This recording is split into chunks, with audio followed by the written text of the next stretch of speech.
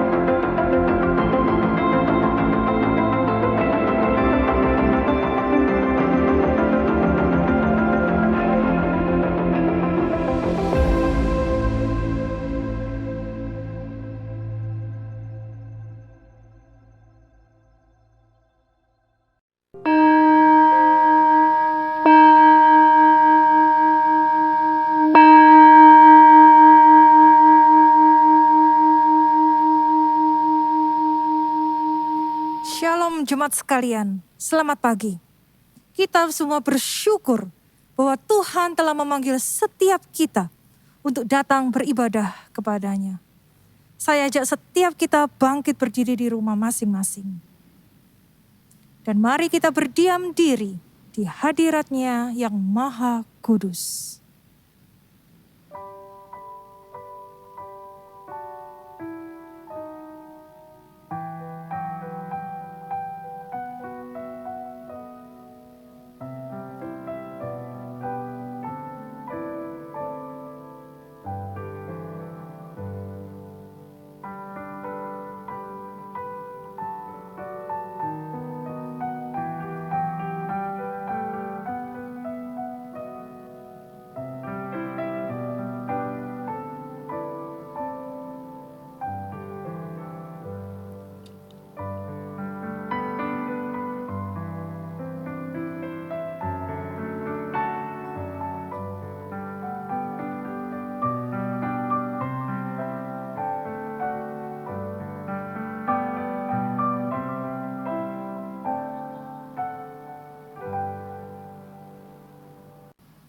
Ibadah pada pagi hari ini diselenggarakan atas pertolongan Tuhan, pencipta langit dan bumi. Turunlah atas kita sekalian damai sejahtera dari Allah Bapa, Allah Putra, dan Allah Roh Kudus. Mari kita memberikan penghormatan kita yang tertinggi kepada Allah Tritunggal.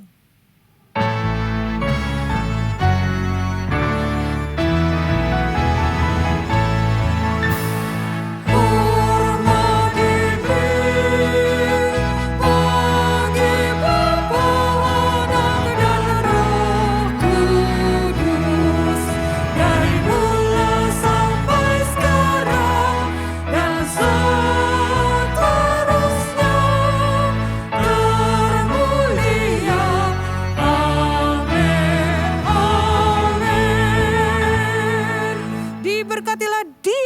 datang dalam nama Tuhan. Kami memberkati kamu dari dalam rumah Tuhan. Tuhanlah Allah, Dia menerangi kita.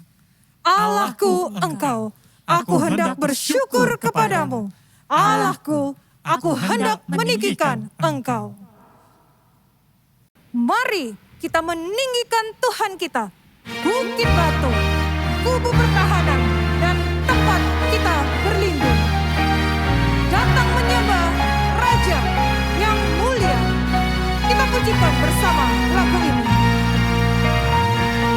Datang menyembah Raja yang mulia, ku mau memuji tentang kasih-Nya.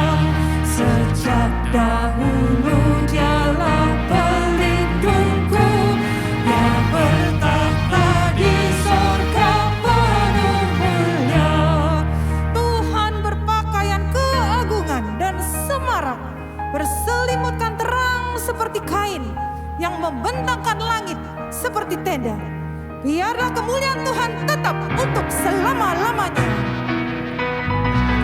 Datang memuji kasih besar-Nya, terang jurang-Nya, langit tirai-Nya. Allah datang menembus awan gelap, guntur angin topan tak merintanginya. Ku mau tuturkan kasih rahmat-Nya, tiupan nafas-Nya, pancarkan terang-Nya. Sumber dari bukit turun ke ladang, Nya curahkan hujan sejukkan bumi. Di sorga dengan tidak berhenti-hentinya mereka berseru siang dan malam, Kudus, kudus, kuduslah Tuhan Allah yang Maha Kuasa. Kuasa-Nya besar, kasih-Nya ajaib, malaikat sorga memuji Dia. Meski ku rendah, suaraku lemah, namun ku memuji Tuhan menebus. Mari kita masuk di dalam doa.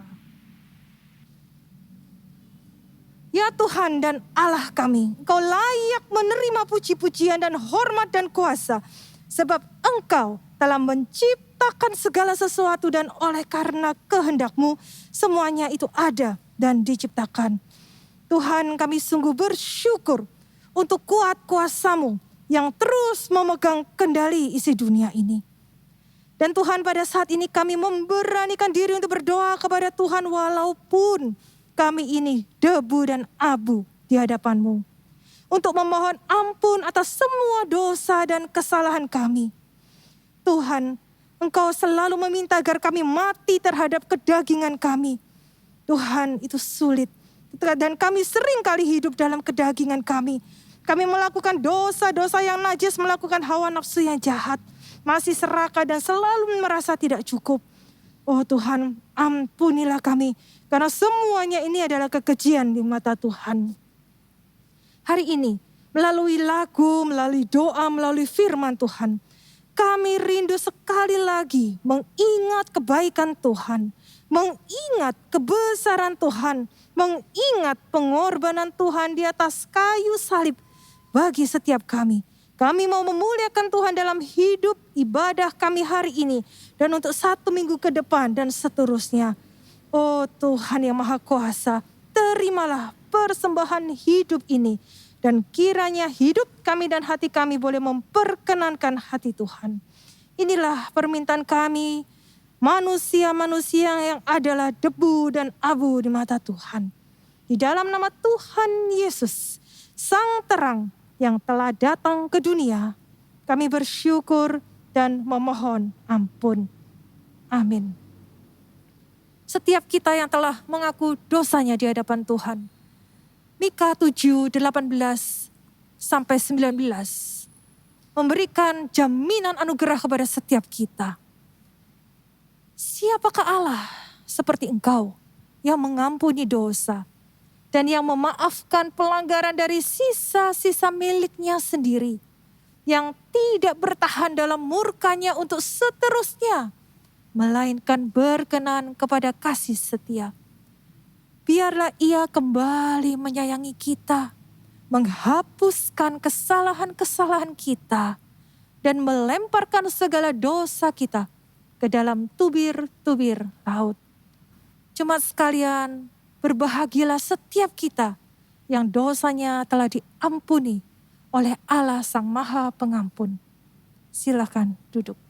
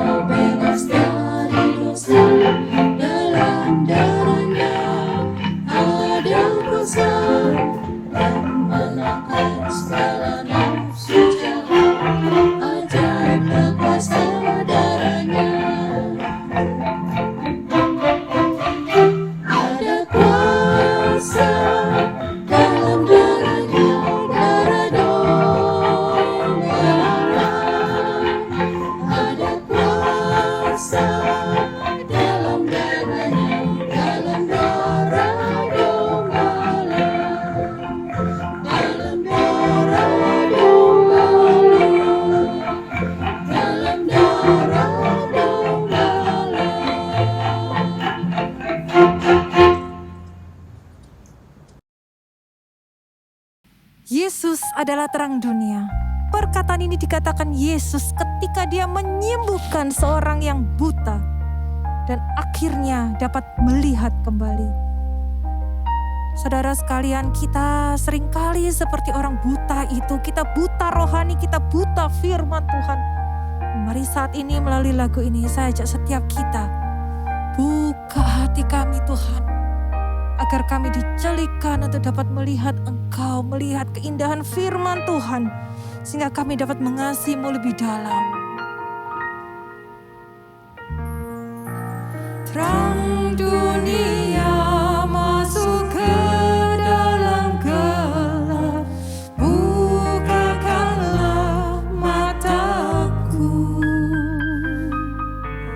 agar ku lihat keindahan-Mu, hanya Kau harapanku.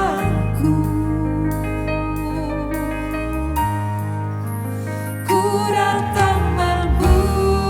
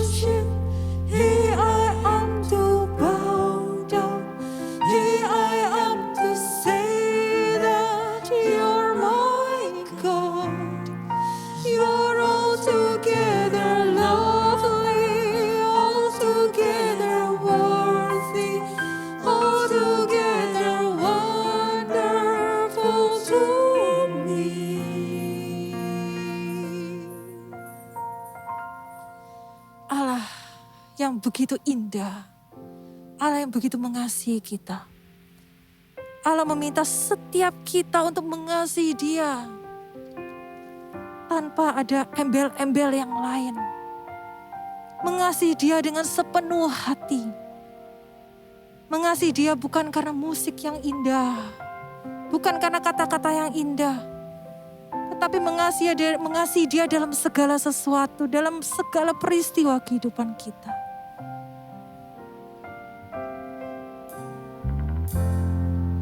When the music fades, all it strips away, and I simply come,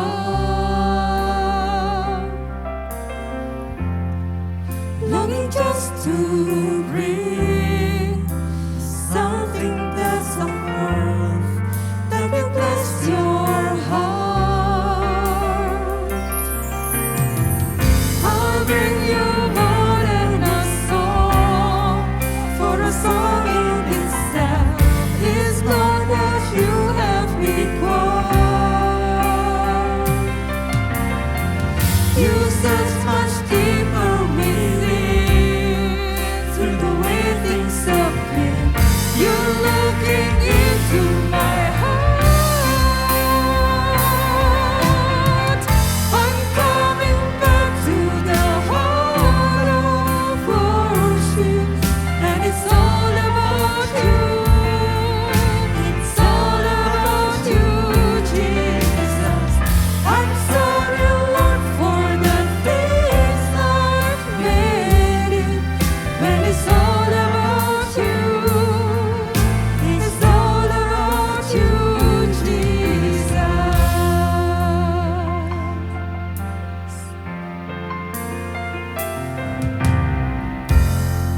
King of endless worth, no one could express how much you deserve.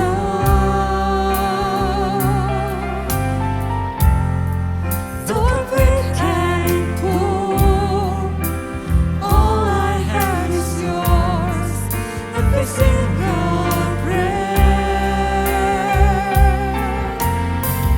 I'll bring you more than a song, for a song in itself is not what you have required. You search much deeper within, through the way things appear. You're looking into my heart. I'm coming back to the heart of worship, and it's all about you. It's all about you, Jesus. I'm sorry, Lord, for the things I've made it, when it's all about you. It's all about you, Jesus. I'm sorry, Lord. I'm sorry, Lord, for the things I've made it, when it's all about you. It's all about you, Jesus.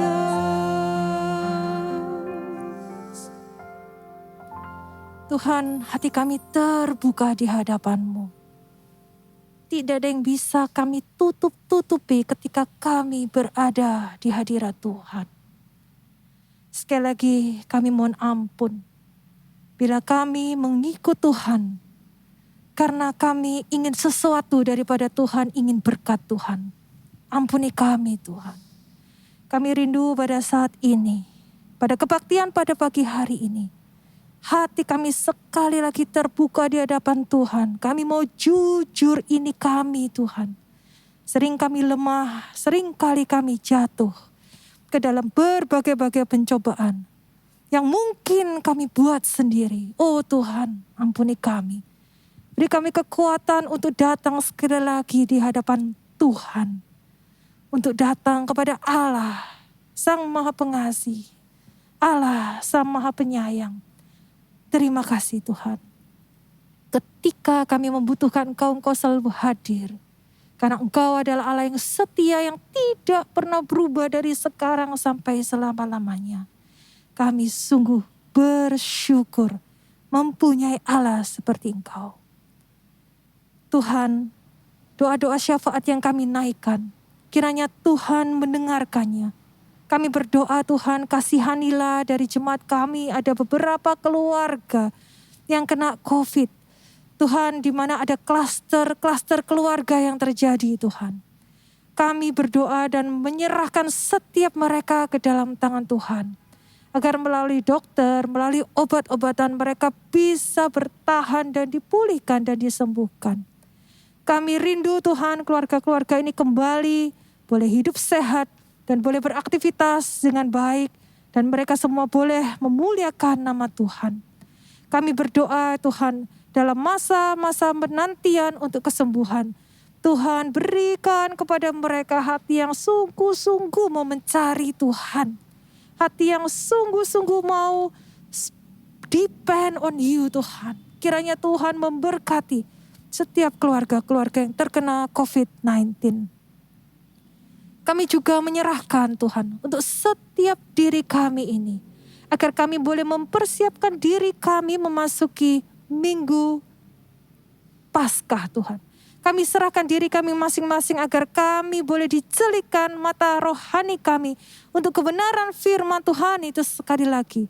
Bahwa pengorbanan Tuhan di atas kayu salib itu sungguh-sungguh berharga dan menyelamatkan hidup kami.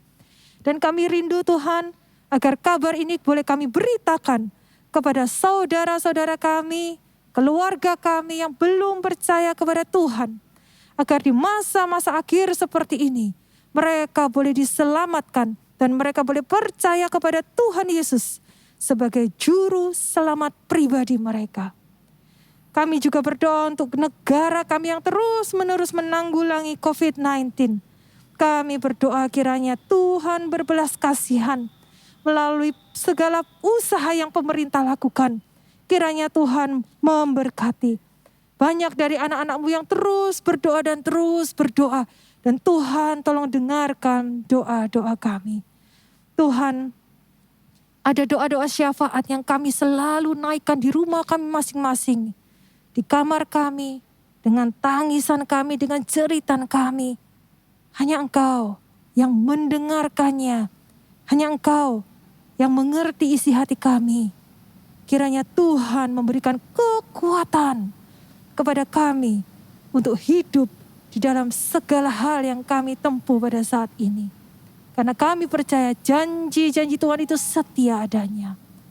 Inilah doa-doa syafaat yang kami naikkan di altar Tuhan. Dan kami membawa segala doa dan permohonan kami. Seperti doa yang Tuhan Yesus ajarkan kepada setiap kami. Bapa kami yang di sorga, dikuduskanlah nama-Mu. Datanglah kerajaan-Mu, jadilah kehendak-Mu di bumi seperti di sorga. Berikanlah kami kepada kami hari ini makanan kami yang secukupnya, dan ampunilah kami akan kesalahan kami, seperti kami juga mengampuni orang yang bersalah kepada kami. Dan janganlah membawa kami ke dalam pencobaan, tetapi lepaskanlah kami daripada yang jahat. Karena Engkaulah yang mempunyai kerajaan dan kuasa dan kemuliaan sampai selama-lamanya. Amin. Jemaat sekalian, mari setiap kita bangkit berdiri dan kita mengucapkan pengakuan iman rasuli kita. Yang berbunyi demikian, Aku percaya kepada Allah Bapa yang Maha Kuasa, Khalik langit dan bumi, dan kepada Yesus Kristus anaknya yang tunggal Tuhan kita, yang dikandung dari Roh Kudus, lahir dari anak darah Maria, yang menderita sengsara di bawah pemerintahan Pontius Pilatus, disalibkan, mati dan dikuburkan, turun ke dalam kerajaan maut. Pada hari yang ketiga, bangkit pula dari antara orang mati, naik ke sorga, duduk di sebelah kanan Allah, Bapa yang Maha Kuasa. Dan dari sana Ia akan datang untuk menghakimi orang yang hidup dan yang mati. Aku percaya kepada Roh Kudus, gereja yang kudus dan am, persekutuan orang kudus, pengampunan dosa, kebangkitan tubuh, dan hidup yang kekal. Amin. Jemaat dipersilakan duduk kembali. Sebuah lagu yang kita sudah mungkin lama kenal, kita berpuluh-puluh tahun kita kenal.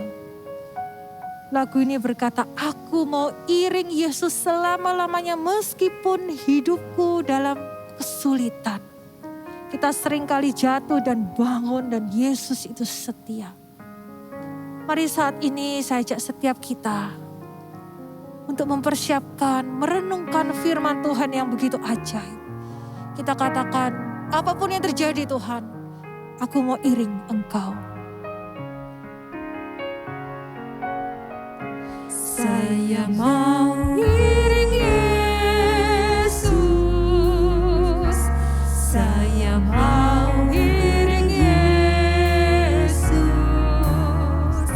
sampai selama-lamanya. Meskipun saya susah, menderita dalam dunia, saya mau iring Yesus sampai selama-lamanya. Katakan sekali lagi. Saya mau iring Yesus, saya mau iring Yesus sampai selama-lamanya. Meskipun saya susah, menderita dalam dunia, saya mau iring Yesus sampai selama-lamanya.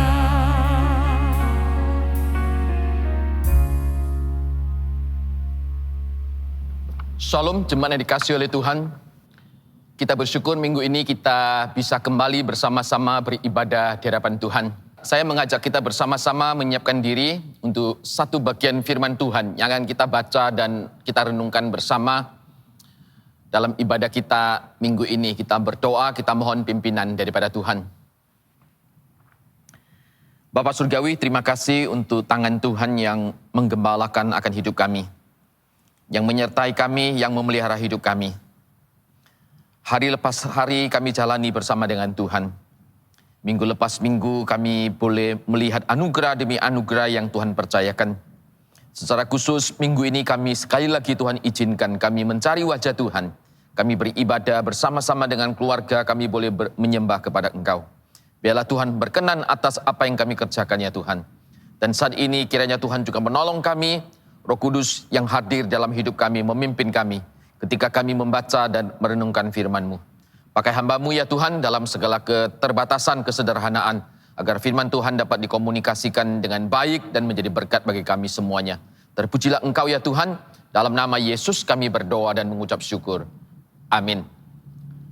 Mari kita bersama-sama melihat satu bagian firman Tuhan sebagaimana tema yang diberikan oleh pihak gereja, saat jalannya tak terselami. Terambil dari Injil Markus pasal yang ke-8 ayat 31 hingga 33. Firman Tuhan berbunyi demikian. Injil Markus pasal yang ke-8 ayat 31 hingga 33. Kemudian mulailah Yesus mengajarkan kepada mereka bahwa anak manusia harus menanggung banyak penderitaan dan ditolak oleh tua-tua, imam-imam kepala dan ahli-ahli Taurat, lalu dibunuh dan bangkit sesudah 3 hari. Hal ini dikatakannya dengan terus terang, tapi Petrus menarik Yesus ke samping dan menegur dia.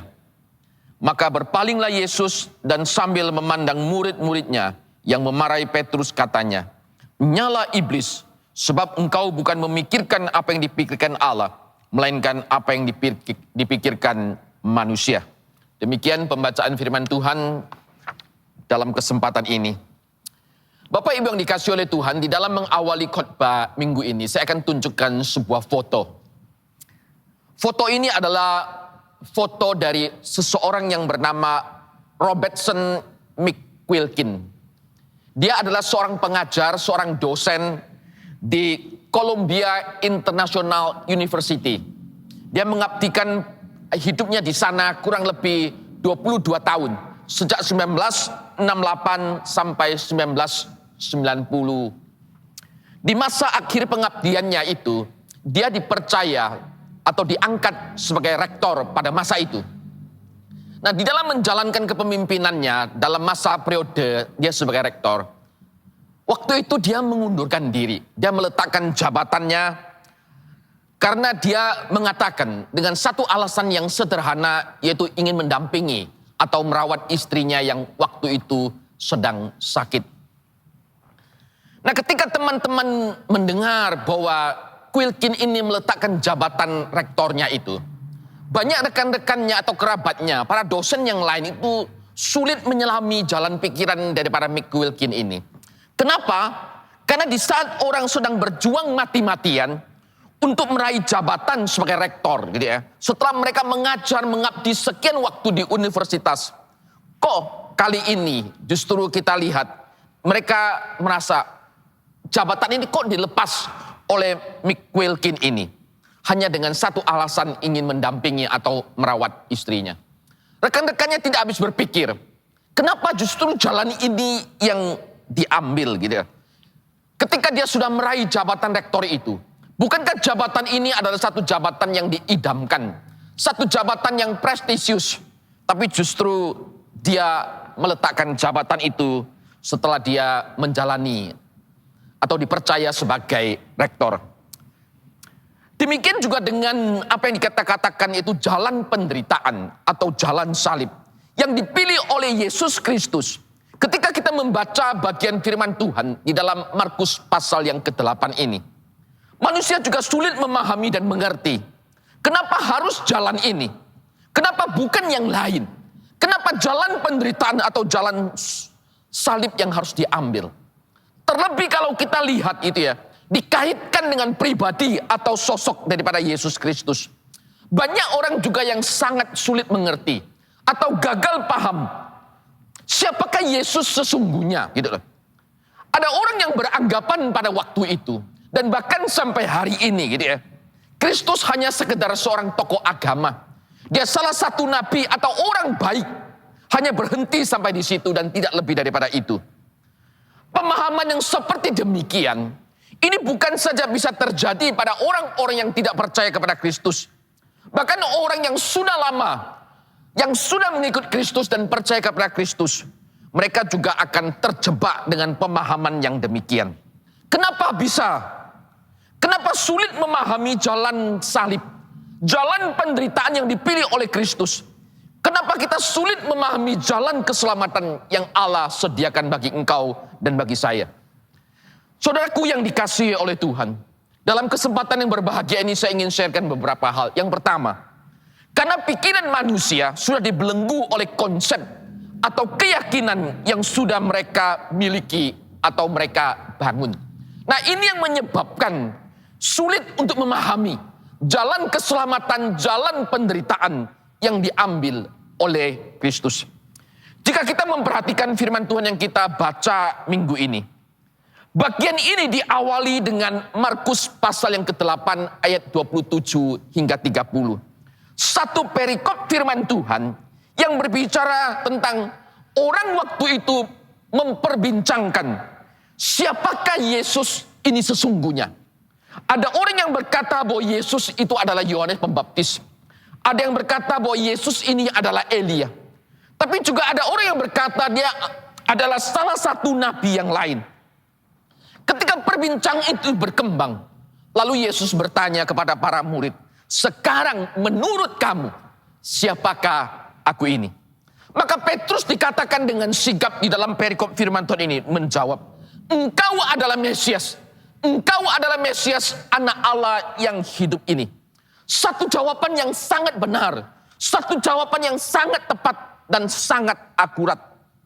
Walaupun demikian kalau kita baca terus, sesudah perikop pengakuan daripada Petrus, pengenalan Petrus terhadap Kristus bahwa dia adalah Mesias.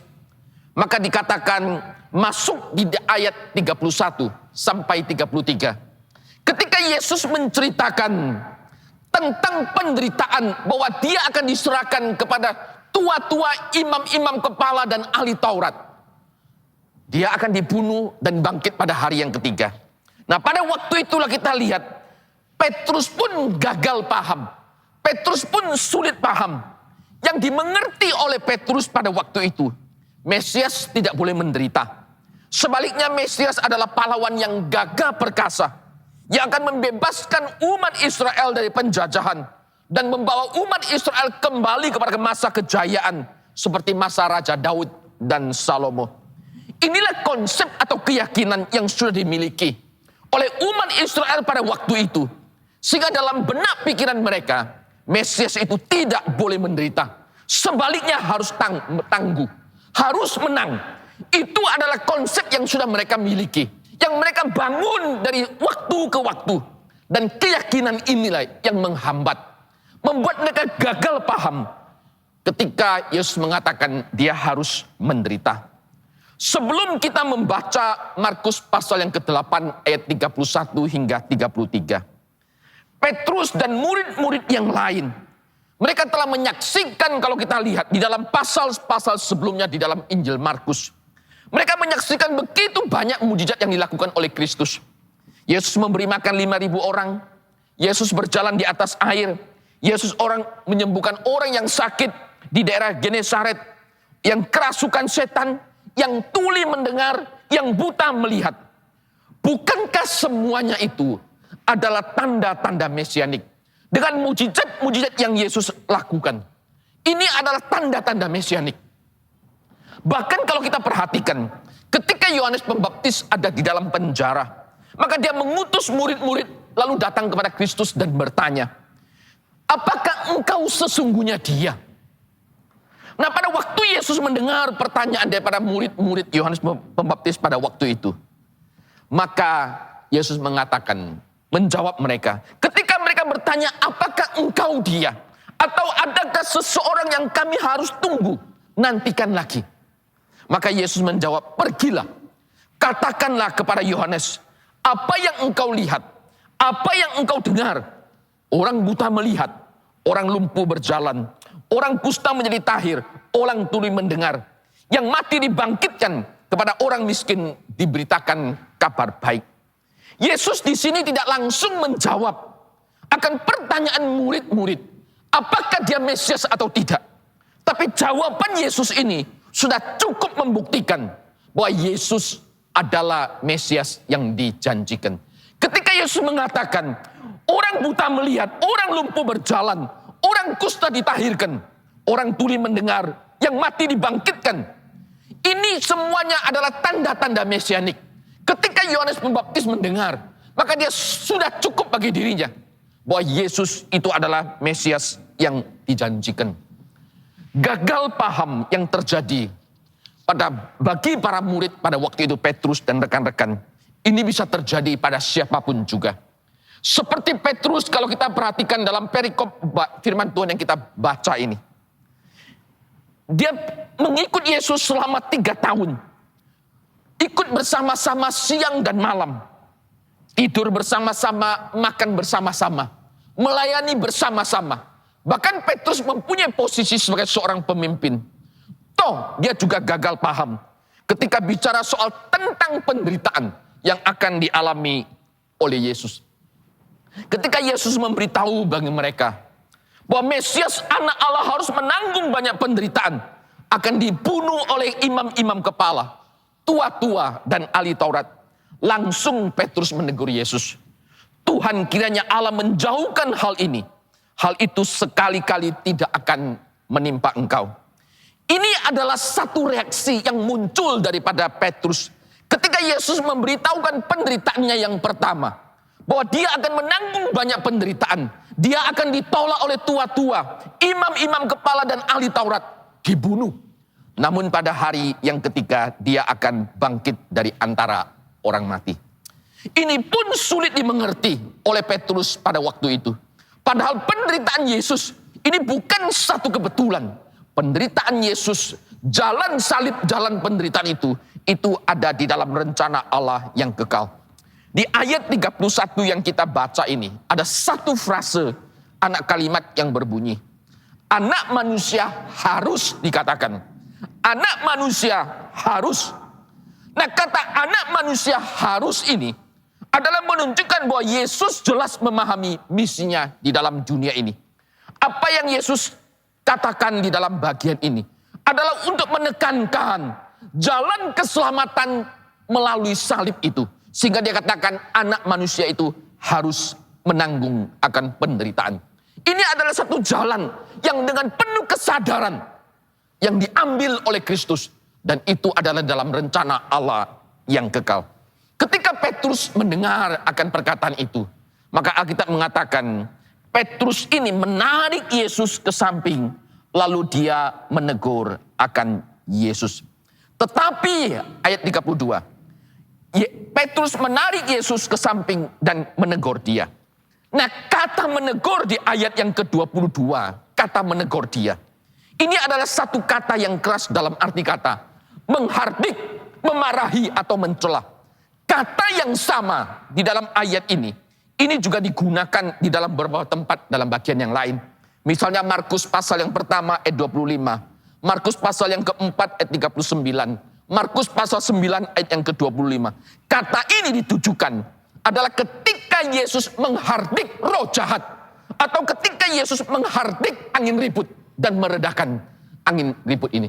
Jadi kata menegur ini adalah satu kata hardikan yang begitu luar biasa kerasnya dilakukan oleh Petrus. Tuhan Yesus ketika menanggapi akan apa yang dilakukan oleh Petrus, maka dia pun menanggapi dengan satu reaksi yang keras. Sehingga Yesus berkata, "Nyala engkau iblis." Yang ditujukan kepada Petrus pada waktu itu. Kata "nyala iblis" adalah dalam arti kata Tuhan Yesus memerintahkan Petrus untuk menyingkirkan diri dari hadapannya. Nah, kata ini juga menunjukkan keseriusan daripada Yesus. Di dalam dia mengajarkan, memberitahu akan jalan keselamatan, jalan penderitaan, jalan salib yang akan dia tempuh ke depan.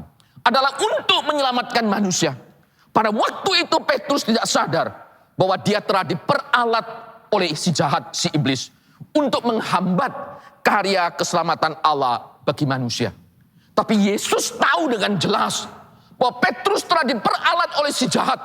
Petrus telah diperalat oleh si iblis.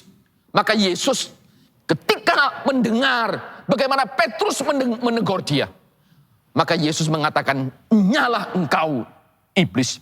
Karena Petrus pada waktu tidak menyadari bahwa jalan penderitaan dan kematian Yesus itu adalah rencana Allah yang kekal. Bahwa anak manusia datang untuk memberikan nyawanya, untuk menjadi tebusan bagi banyak orang. Markus pasal yang ke-10 ayat yang ke-45. Bahwa anak manusia datang adalah untuk memberikan nyawanya, menjadi tebusan bagi banyak orang. Jadi Yesus sadar sesadar-sadarnya akan jalan keselamatan yang ditempuh itu. Jalan penderitaan yang diambil itu adalah untuk menyelamatkan umat manusia. Bahkan kalau kita perhatikan, bukankah Mesias juga dibuatkan di dalam kitab Yesaya? Dalam perjanjian lama adalah Mesias yang menderita. Dikatakan dalam Yesaya 53, bahwa ia akan dihina, ia akan dihindari, bahkan dianiaya. Ia tertikam karena pemberontakan manusia. Tapi sesungguhnya penyakit kitalah yang ditanggungnya. Yesaya juga jauh sebelumnya menubuatkan bahwa Mesias yang akan hadir adalah Mesias yang menderita. Mesias yang hadir adalah Mesias yang menanggung segala pemberontakan daripada manusia, dan penyakit kita lah yang kita ditanggungnya. Inilah Mesias yang Allah janjikan, supaya melalui penderitaan dan kematiannya di atas kayu salib, Anda dan saya beroleh jalan keselamatan. Jadi yang pertama, kenapa manusia sulit memahami akan jalan penderitaan Kristus? Karena manusia sudah dibelenggu oleh satu konsep keyakinan yang sudah mereka miliki atau mereka bangun. Dalam hal ini konsep orang Yahudi, konsep Petrus tentang Mesias. yang harus kuat dan tidak mungkin menderita. Tapi justru Yesus tunjukkan Mesias yang dijanjikan Allah adalah Mesias yang menderita. Lalu yang kedua, kenapa sulit memahami jalan keselamatan, jalan penderitaan gitu ya? Karena pikiran manusia itu dipenuhi oleh keinginan diri, bukan kehendak atau kemauan daripada Allah itu sendiri. Di ayat yang ke-33 Yesus dengan jelas mengatakan kepada mereka, sebab engkau bukan memikirkan apa yang dipikirkan Allah, melainkan apa yang dipikirkan oleh manusia. Di ayat 33 ini dengan sangat jelas Yesus menggarisbawahi. Ketika dia menegur akan Petrus pada waktu itu, nyala engkau iblis. Maka di situ Yesus katakan, engkau bukan memikirkan yang dipikirkan Allah, tapi justru yang dipikirkan oleh manusia.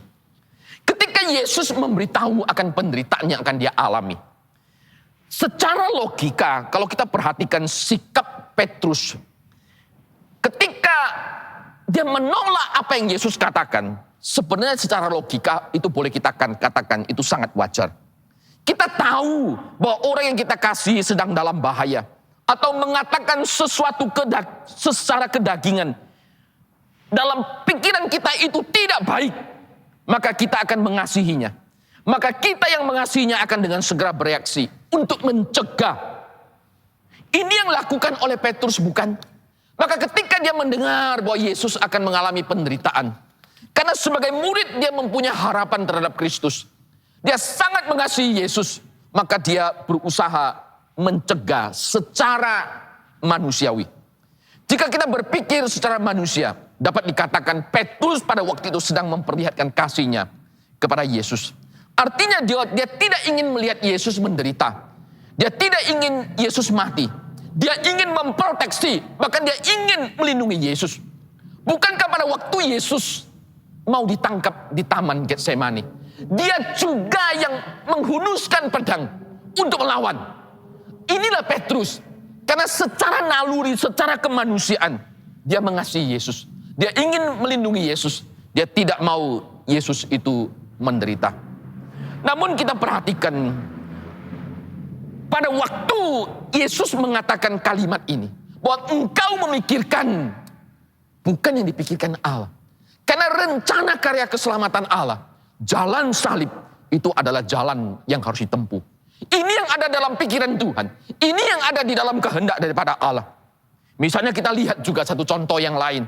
Pada waktu Yesus disalibkan, orang yang disalibkan salah satu di samping Yesus, dia juga memberikan komentar. Di dalam Lukas pasal yang ke-23 ayat 39. Bukankah engkau adalah Kristus, yang artinya Mesias, yang artinya diurapi. Selamatkanlah dirimu dan selamatkanlah kami. Karena manusia secara lahiriah selalu akan berpikir, bagaimana mungkin engkau bisa menyelamatkan orang lain kalau engkau tidak bisa menyelamatkan dirimu sendiri? Bagaimana mungkin manusia diselamatkan melalui jalan penderitaan atau jalan salib? Bukankah salib itu adalah tanda kutukan? Manusia selalu ingin menghindar. Tidak ada yang mau mati dengan cara yang demikian. Itu adalah pikiran manusia. Secara logika manusia berpikir, ini adalah cerminan pikiran manusia yang dipenuhi oleh keinginan diri. Tapi manusia tidak memikirkan apa yang dipikirkan atau direncanakan atau kehendak daripada Allah. Pada waktu kita mencoba memahami apa yang Tuhan kehendaki, maka kita akan berkata seperti Paulus berkata di dalam Galatia pasal yang ketiga ayat 13. Kristus telah menebus kita dari kutuk Taurat dengan jalan menjadi kutuk karena kita. Sebab ada tertulis, terkutuklah orang yang digantung pada kayu salib. Petrus dalam hal ini dia melihat dari satu perspektif yang berbeda. Betul secara manusia, dalam pikiran konsep berpikir manusia, salib itu adalah kutukan yang harus dihindari. Tapi justru dari pimpinan dan kehendak daripada Allah, justru Paulus mengatakan, pada waktu Kristus menjadi kutuk, itu semuanya karena kita. Dia ingin menebus kita. Ini adalah pikiran Allah. Ini adalah kehendak Allah. Ini adalah rancangan yang datang daripada Allah. Nah, oleh itu tidak heran kenapa Yesus bisa menegur akan Petrus. Menyala engkau iblis, sebab engkau bukan memikirkan apa yang dipikirkan oleh Allah, melainkan apa yang dipikirkan oleh manusia. Karena secara manusia, Yang kita pandang, kita penting adalah diri. Keselamatan diri, kenyamanan diri. Dalam hal inilah kita lihat Petrus itu gagal paham dengan murid-murid yang ada. Manusia hari ini pun bisa mengalami hal yang sama. Mereka menolak Mesias anak Allah. Ketika kita memberitahu bahwa Yesus menyelamatkan engkau melalui jalan salib, maka banyak orang secara daging, secara lahiriah juga sulit memahami. Bagaimana mungkin harus melalui penderitaan? Bagaimana mungkin harus melalui jalan salib? Kalau orang yang begitu lemah, dia sendiri tidak bisa menyelamatkan dirinya. Bagaimana mungkin dia bisa menyelamatkan orang lain?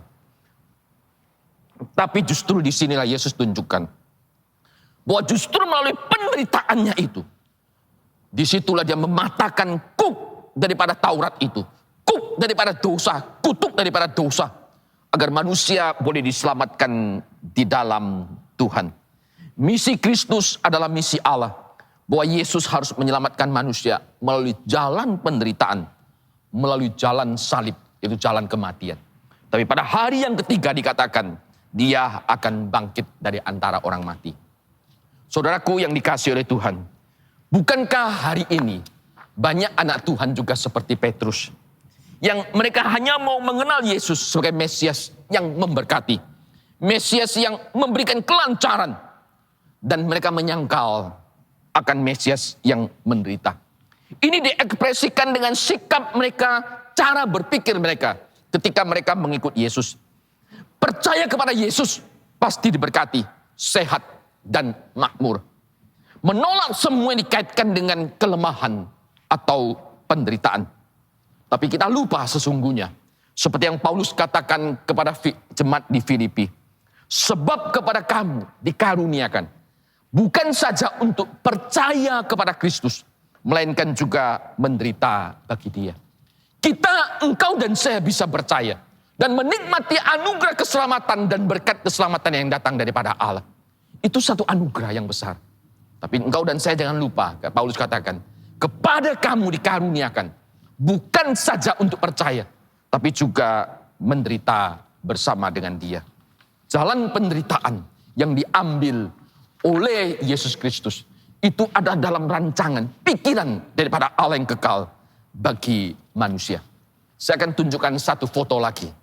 Ini adalah foto daripada Mick Wilkin dengan istrinya. Kembali kepada kisah ketika Mick Wilkin mengundurkan diri dari jabatan rektor. Awalnya tidak banyak orang yang memahami. Rekan-rekannya sulit memahami kenapa dia harus mengundurkan diri. Tapi di kemudian hari rekan-rekannya baru menyadari. Jalan itu diambil oleh Mick Wilkin. Dia meletakkan jabatan rektornya itu di Columbia University itu. Karena dia sangat mengasihi akan istrinya. Dia berkata di dalam doa terakhir sebelum istrinya dipanggil pulang oleh Tuhan. Tuhan Yesus yang baik, Engkau mengasihi Muriel lebih daripada aku mengasihinya.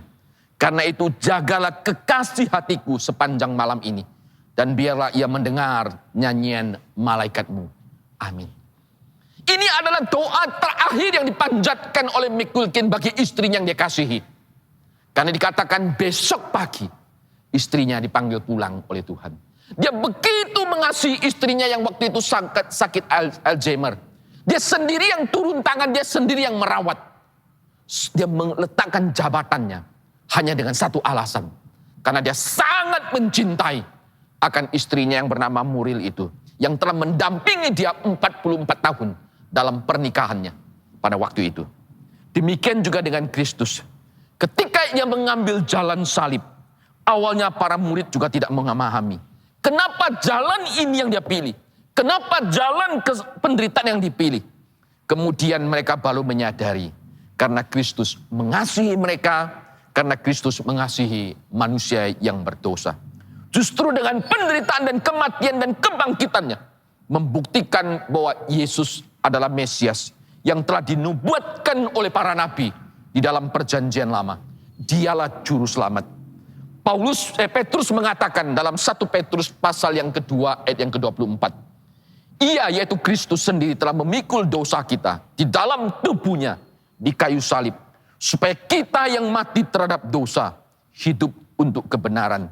Oleh bilur-bilurnya kamu telah sembuh. Ketika mereka menyadari kebenaran ini, di kemudian hari kita tahu dengan pasti, dengan sangat baik. Para murid Petrus dengan rekan-rekan yang lain, mereka semuanya rela mati bagi Tuhan. Karena mereka tahu jalan penderitaan yang diambil, jalan salib yang diambil oleh Kristus adalah karena Tuhan mengasihi mereka.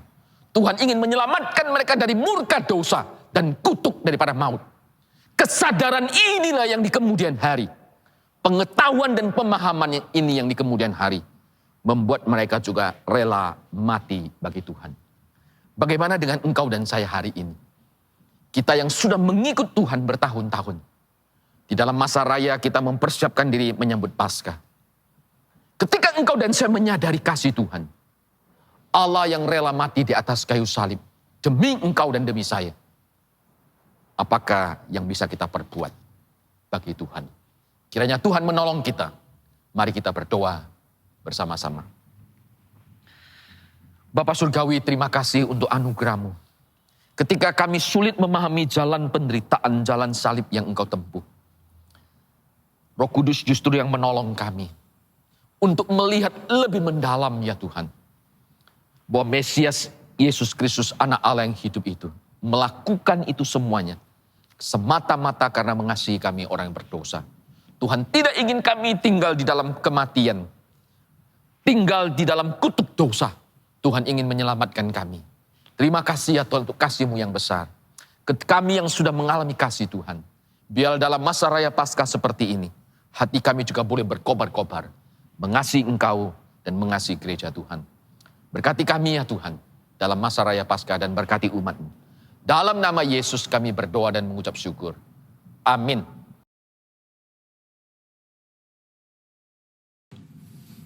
Selamat pagi jemaat Tuhan yang saya kasihi.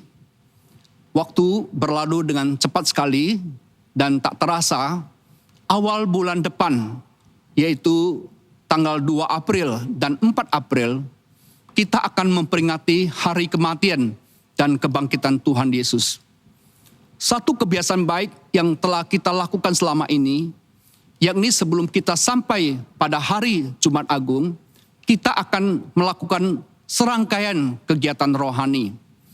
Yang pertama, mulai 28 Maret sampai 2 April, kita akan mengadakan doa puasa yang dimulai jam 10 malam sampai jam 12 siang.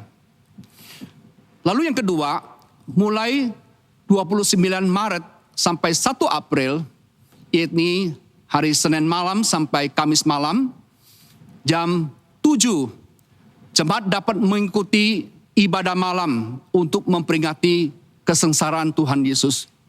Sebelum ibadah dimulai, jemaat dianjurkan mempergunakan waktu 1/4 jam untuk menenangkan diri dan berdoa. Guna menciptakan suasana yang lebih teduh, jemaat boleh menyalakan lilin di tempat di mana kita akan mengikuti ibadah.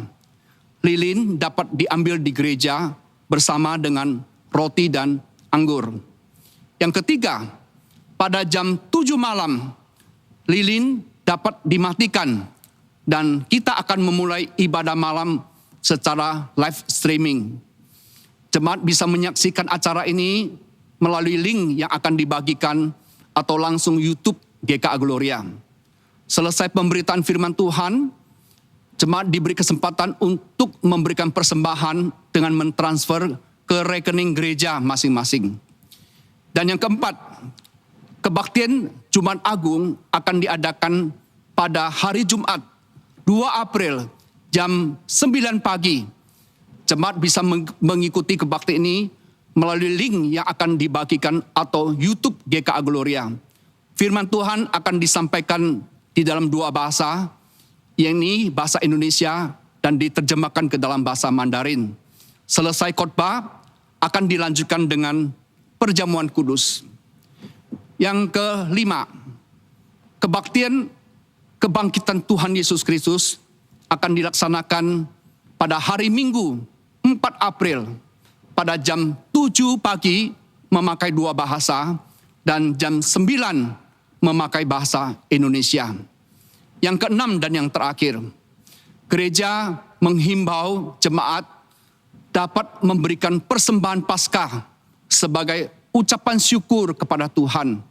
Persembahan ini dapat ditransfer ke rekening gereja masing-masing atau dimasukkan ke dalam amplop dan dibawa ke gereja untuk dimasukkan ke dalam kotak persembahan. Demikian pengumuman dari gereja. Kami memohon agar jemaat bisa berpartisipasi di dalam acara ini. Terima kasih, Tuhan memberkati kita. Amin. Saudara sekalian, mari kita meresponi firman Tuhan yang telah kita dengar dengan memberikan persembahan. Dengan cara scan QRIS gereja masing-masing atau transfer ke rekening BCA masing-masing gereja.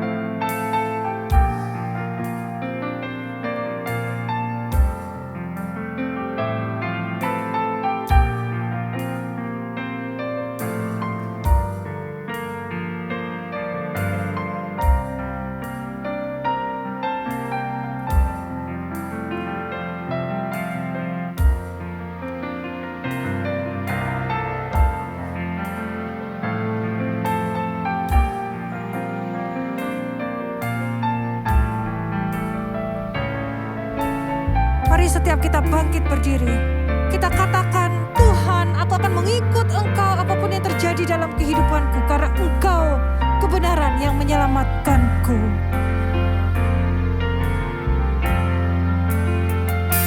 Yesus, Kau kebenaran yang menyelamatkanku. Kau memberikanku hidup dan pengharapan.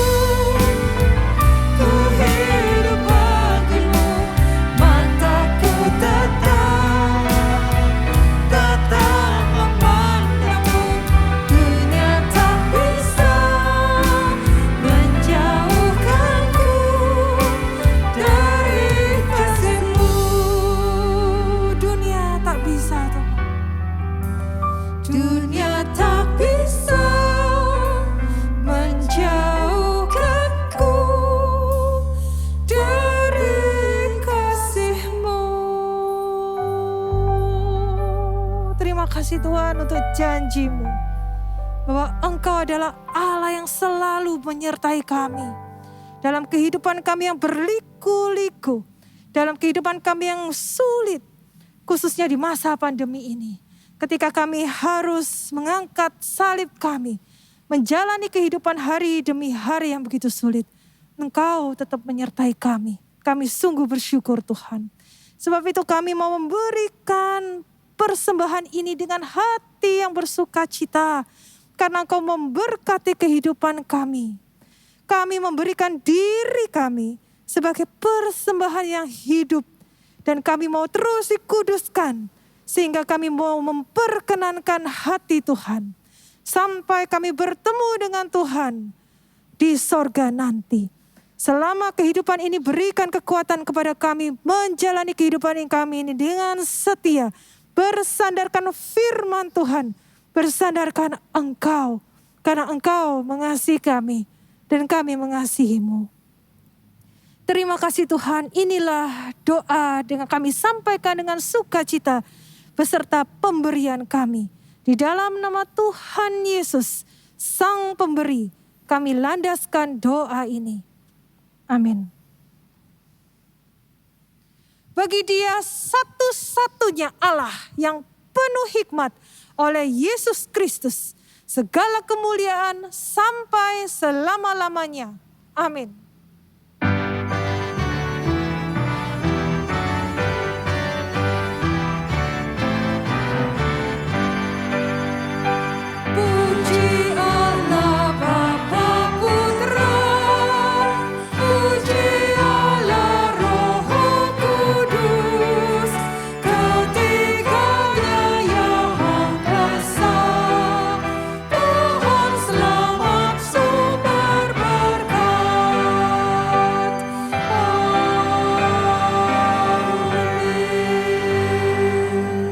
Jemaat dikasihi oleh Tuhan, mari arahkanlah hati kita kepada Kristus dan terimalah berkat yang datang daripada Tuhan. Kiranya Tuhan memberkati engkau dan melindungi engkau.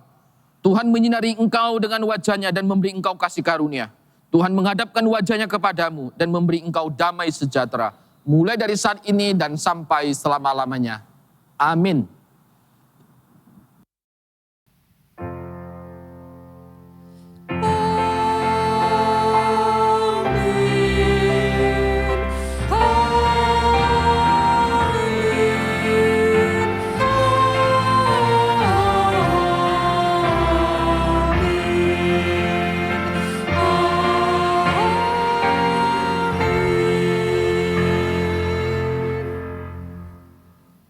Ibadah kita sampai di sini, jemaat dipersilahkan duduk kembali.